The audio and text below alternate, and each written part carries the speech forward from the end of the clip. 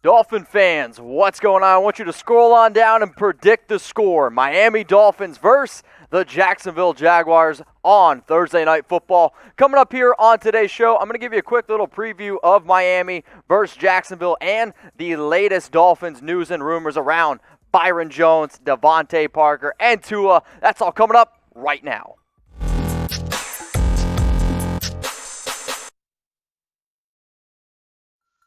I'm excited for some Thursday night football. It gives me something to do right after work here. But if you're Miami, you got to be looking for that first win. And coming into the season, I would have said, hey, this is going to be an easy one. But the Jags, Gardner Minshew, I'll tell you what, they've been playing some pretty solid football. I'll give you my prediction here in just a little bit. If you do find yourself, though, every single day looking for Dolphins content, if you're looking for the latest news and rumors around your favorite team, go ahead and click that big red button that says subscribe. This is the fastest growing Dolphins channel on YouTube. I'm trying to get to 4,000 subs by the end of the week. Can you help me out? Go ahead and hit that sub button. Before we dive into the odds around this game, let's look at the offense, right? Because both teams, I do think, have the ability to move the football.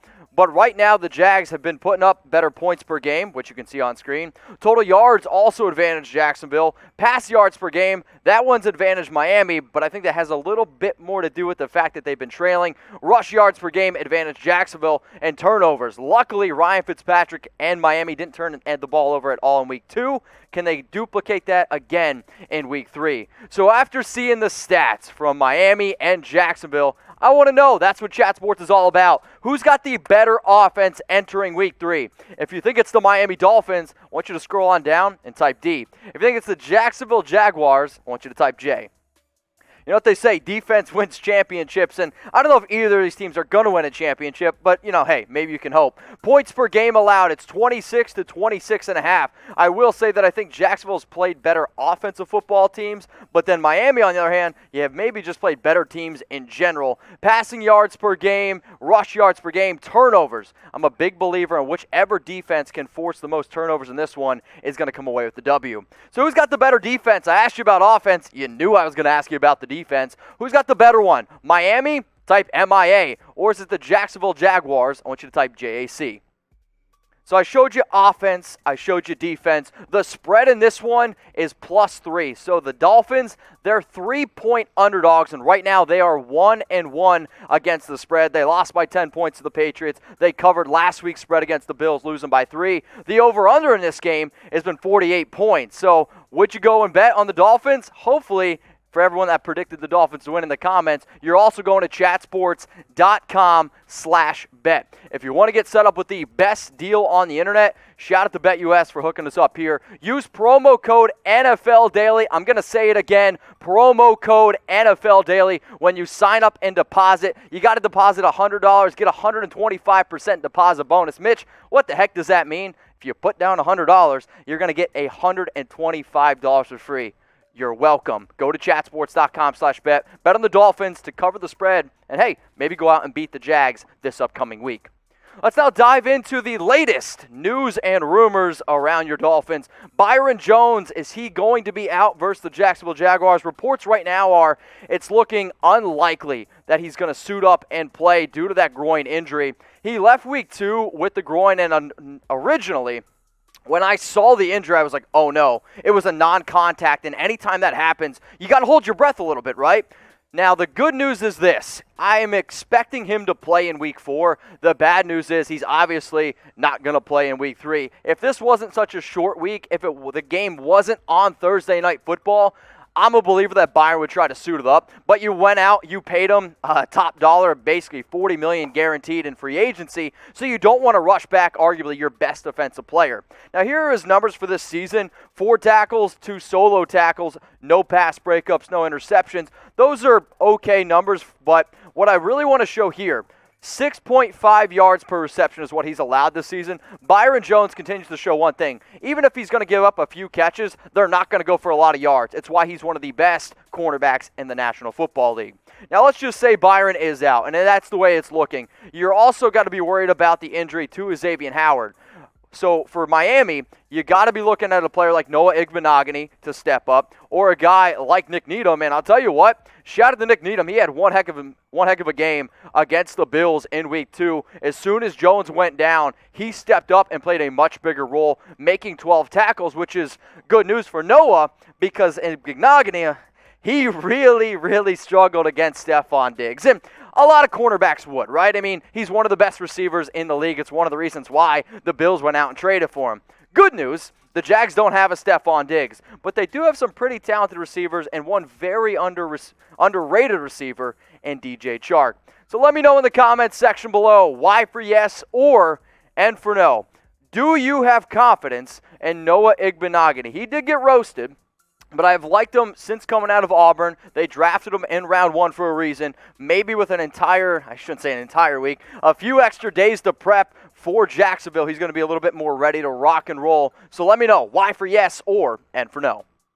More injury news here on the show. DeVante Parker, what's his injury status, and he going to be able to rock and roll for Thursday Night Football? He's questionable. He's been dealing with a hamstring injury.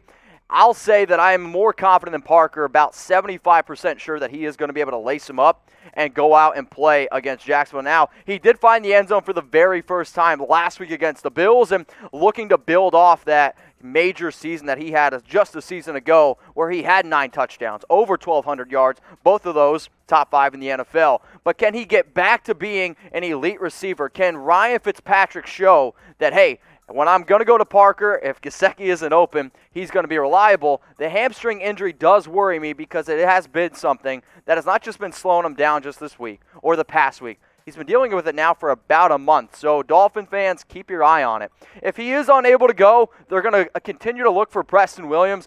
I want to see more out of Preston Williams. He had a jump ball kind of at the goal line. It was weird on 4th and 1 this past week. Dropped it. Needed to be able to bring that one in. Can guys like Jakeem Grant, Isaiah Ford continue to step up? Lynn Bowden Jr. finally got into the game. Didn't make much of an impact. But bottom line is if the Dolphins want to win this game, I am a big, big believer that you need a healthy DeVante Parker, and Mike Gesicki needs to go for another maybe 100 yards. So scroll on down. Look into your crystal ball. Try to predict how many receiving yards for DeVante Parker in this matchup. Normally on Thursday Night Football, I bet unders because with short weeks, not a lot of points. I did that last week, and it bit me in the butt. Luckily, shout out to BetUS for that deposit bonus. I'm okay.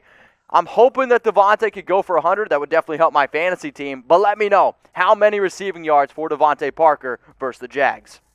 So as I said earlier, I didn't make my bet last week on Thursday Night Football. Luckily, I got started with BetUS, and you guys can too. If you want to bet on the Dolphins, if you want to bet on all NFL games, maybe you want to bet on Tua winning Offensive Rookie of the Year, guess what? You can do that at chatsports.com/bet. Just remember to use the promo code NFL Daily, or else you're not going to get the 125% deposit bonus. Speaking of Tua, let's go to him. Is it Tua time? I mean, we got to continue to talk about it. Why? Because in Week 2, even after a game where Ryan Fitzpatrick played great, Dolphin fans, they were chanting Tua.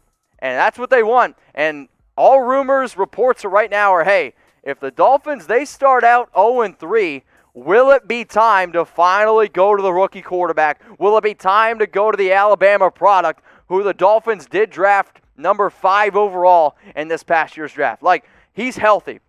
If he's ready to rock and roll, you at least got to think about it, right? It's one of the reasons why the Dolphins were at least confident enough to move on from Josh Rosen, because Tua was ready to go. But the fact that even after this type of game from Ryan Fitzpatrick, where he threw for 328 yards and 2 touchdowns, the Tua chants started to happen. The chants are just going to continue to get louder and louder and louder until this team wins a football game. But also, would it surprise anyone after this type of performance for Fitz if he goes back to throwing another 3 picks? No, that's the roller coaster that is Ryan Fitzpatrick. So what do y'all think here? If the Dolphins are 0-3, is it Tua time? I want you to type TT for Tua time, or I want you to type NT for not time. I know a lot of people are probably going to type their TT. I'm probably still going to type my NT because I just don't think that's the right move to do. Plus, I get that he would have 10 days to be able to prep, 10 days to be ready to rock and roll. But do you really want to have Tua in his first game go up against Russell Wilson and the Seattle Seahawks?